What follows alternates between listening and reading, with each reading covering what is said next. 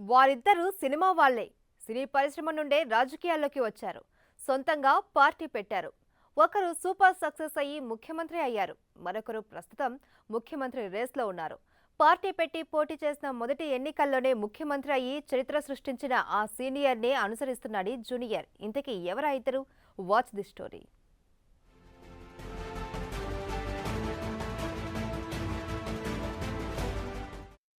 Cinema రంగంతో పాటు రాజకీయ రంగంలోనూ రాణించి విజయం సాధించిన నేత ఎన్టీఆర్.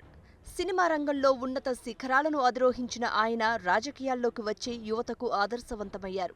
పోటీ చేసిన మొదటి ఎన్నికల్లోనే తెలుగుదేశం పార్టీని అధికారంలోకి తీసుకువచ్చారు. అతి తక్కువ కాలంలోనే ముఖ్యమంత్రి అయ్యారు. అయితే ఎన్టీఆర్ విజయానికి ఆయన అనుసరించిన విధానాలే కారణంగా చెబుతారు రాజకీయ విశ్లేషకులు.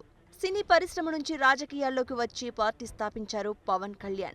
తొలిసారి ఎన్నికల బరిలో దిగబోతోన్న పవన్ ఎన్టీఆర్ విధానాలను అనుసరిస్తున్నారంటూ ఏపీ రాజకీయాల్లో ఆసక్తికర చర్చ జరుగుతోంది.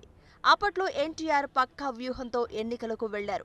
మహాసముద్రం లాంటి కాంగ్రెస్ పార్టీని ఢీకొట్టారు. అప్పటి పరిస్థితులకు భిన్నంగా వ్యవహరించి ఎన్నికల్లో విజయం సాధించారు. పూర్తిగా కొత్త వాళ్లకు అవకాశమిచ్చారు ఎన్టీఆర్. విద్యావంతులు, వైద్యులను, ఉపాధ్యాయులు వంటి వారిని పార్టీలోకి తీసుకుని టికెట్ ఇచ్చారు. ముఖ్యంగా యువతకు, మహిళలకు పెద్దపీట వేశారు. అంతేకాకుండా ఎక్కువ శాతం వెనకబడిన వర్గాల నేతలకు అవకాశమిచ్చారు.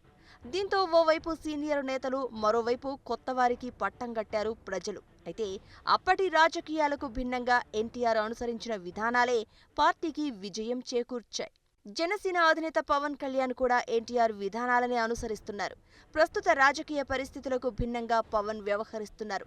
ఏపీలో ఉన్న రెండు సీనియర్ పార్టీల కంటే పవన్ విధాన శైలి కొత్తగా కనిపిస్తోంది.